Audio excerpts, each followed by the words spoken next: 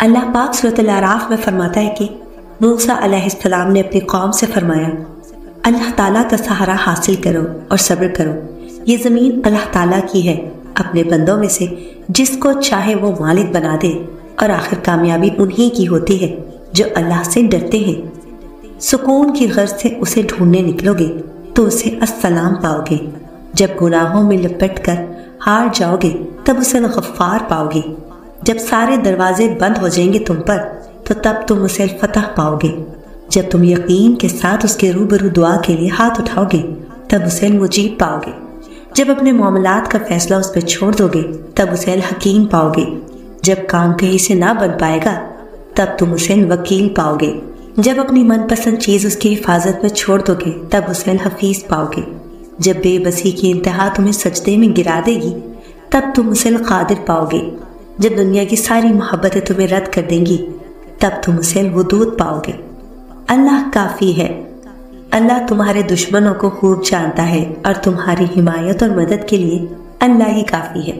انسان جب محبت میں ٹوٹ جانے کے بعد رب کی تلاش میں نکلتا ہے تو رب پہلے سے ہی اس کے انتظار میں ہوتا ہے، اور جب اس کا رشتہ رب سے جڑتا ہے تو وہ سارے زمانے کی محبتوں سے عاری ہو جاتا ہے، اسے اپنے رب سے محبت ہو جاتی ہے، پھر اس کا رب اس شخص کو جس نے اس کا دل توڑا ہوتا ہے اسے لا کے اس کے قدموں میں ڈال دیتا ہے، لیکن اس وقت آپ کو اس شخص کی، اس کی محبت کی، اس کی ہمدردی کی ضرورت نہیں ہوتی، کیونکہ آپ اسے بہت پیچھے چھوڑ چکے ہوتے ہیں۔ آپ اپنے رب سے اور آپ کا رب آپ سے راضی ہوتا ہے، پھر رب کن فرماتا ہے اور آپ کو وہ دیتا ہے جو آپ کے گمان میں بھی نہیں ہوتا۔ اپنے غموں کو اللہ سے جوڑنا کتنا پرسکون ہے نا، نہ کچھ کھو دینے کا ملال، نہ کچھ پانے کی فکر، بس اندھا یقین ہے، پھر چاہے کشتی منجدھار میں ہی کیوں نہ ٹھہری ہو۔ جب یقین کی سرحدوں پر مومن کھڑا ہو تو لڑکھڑاتا نہیں ہے، اور اللہ پر یقین کرنے کے بعد کوئی سوال بچتا ہے کیا؟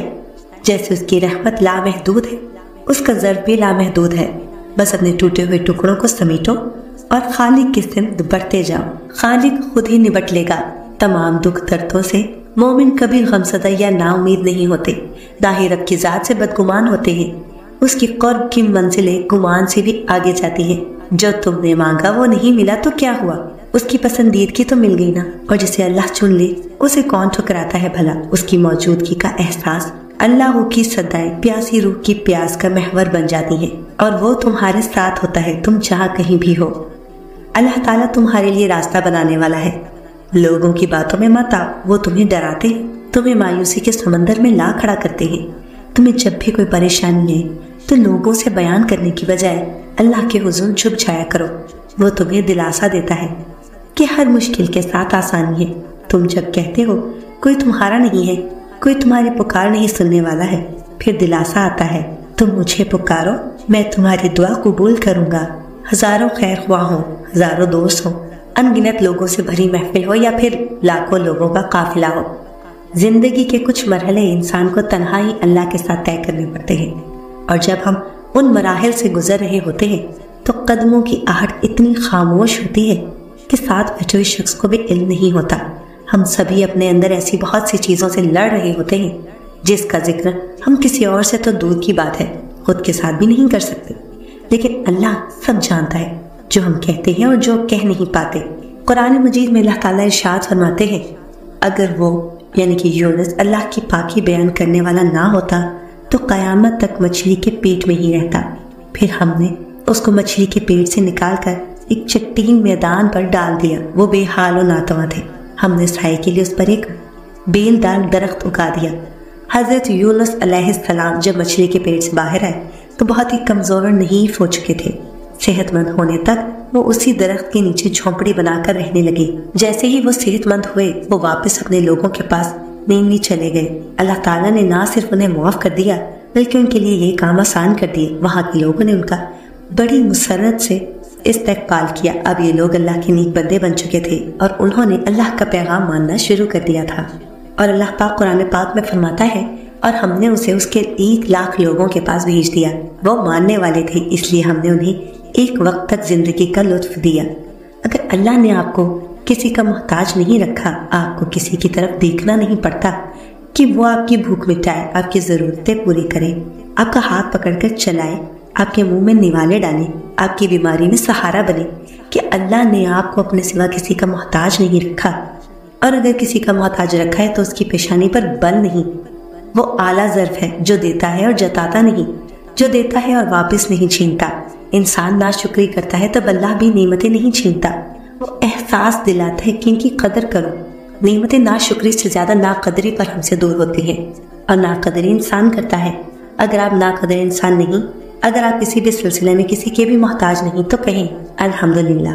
अपनी कहानी जिसके पास भी लेकर जाओगे, ना कोई मशवरा देगा, कोई तुम्हें गलत कहेगा, कोई तुम पर ही हंसेगा, कोई तसल्ली देगा, और फिर सब तुम्हें भूल जाएंगे, तुम्हारा गम भूल जाएंगे, दो बातें कहकर आगे बढ़ जाएंगे। मगर जब अल्लाह के पास अपनी अर्जी लेकर जाओगे ना, तो वो सुनेगा, मशवरा नहीं हिदायत देगा, तुम्हें गलत नहीं तुम्हें सुकून देगा, तुम्हें भूलेगा नहीं, हमेशा याद रखेगा।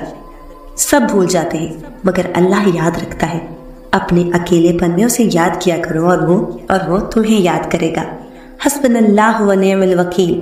हवा किसी चलती जिंदगी में अल्लाह एक ऐसा सहारा है जो कभी गिरने नहीं देगा, कभी टूटकर बिखरने नहीं देगा। लोग सहारा बनते हैं मगर संभालने के लिए नहीं, मजीद तोड़ने के लिए। उम्मीदें लगाना सिर्फ अल्लाह के लिए रख लो, भरोसा सिर्फ उसी पे करो। हर मुश्किल का एक रास्ता वो खुला छोड़ देता है, और वो रास्ता सब्र और तवक्कल से ही मिलता है, क्योंकि वो अकेला काफी है। अकेला कारसाज मालिक और खालिक है, वो सब ठीक कर देगा। इस आयत को दिल की तस्बीह बना लो, अल्लाह तुम्हारे दिल का सहारा बन जाएगा। जब अल्लाह के इब्राहीम अलैहिस्सलाम को आग में फेंका गया, जब रसूल पाक सल्लल्लाहु अलैहि वसल्लम के सामने दुश्मनों की फौजा खड़ी हुई, तो तब उनका भी सहारा अल्लाह ताला था, जो अब तुम्हारा होगा। सब्र करने का बदला तो अल्लाह गैर मुस्लिम को भी देता है। हम तो फिर भी मुसलमान हैं। सब्र करने का मतलब खुद को मजबूर और लाचार समझकर हालात के ऊपर छोड़ देना नहीं होता, बल्कि मौजूदा मुयस्सर वसाइल को अपनी बची कुछ हिम्मत को इकट्ठा करके इस्तेमाल में लाना होता है। सब्र आपको दिली इत्मीनान देता है, उम्मीद देता है, इखलाक में बेहतरी लाता है, ना कि रोना धोना और शिकवे शिकायत। जब मेरा रब अपने करीब होने की इतनी वाज़ेह निशानी देता है कि मैं सब्र करने वालों के साथ हूँ, तो फिर मैं उसका कर्ब महसूस करते हंसी खुशी सब्र क्यों ना करूँ। इसलिए अपनी सब उलझने परेशानियां अपने अल्लाह को सौंप कर सब्र से सुकून हासिल करें कि अल्लाह साथ में हो लिया तो सब कुछ बेहतरी के लिए हो रहा होता है। जब तुम रब की चाहत में सर झुका दोगे, फिर वो भी तुम्हारी चाहत के लिए कौन कह देगा। जब कोई तुम्हारा दिल तोड़ जाए, तुम्हारी जात की धज्जियां उड़ा जाए, जब कोई तुम्हारा ज़हनी सुकून तबाह कर डाले, तो याद रखना कोई है जो सब देख रहा है, कोई है जो कुछ नहीं भूलता। तुम बस उसकी तरफ लौट जाना, वो तुम्हें अपनी आगोश में सुकून नसीब करके तुम्हारे साथ हुई हर ज्यादती का बदला ले लेगा। वो तुम पर किए जाने वाले हर जुल्म का भरपूर हिसाब लेगा। तो तुम परेशान मत होना, वो सब संभाल लेगा।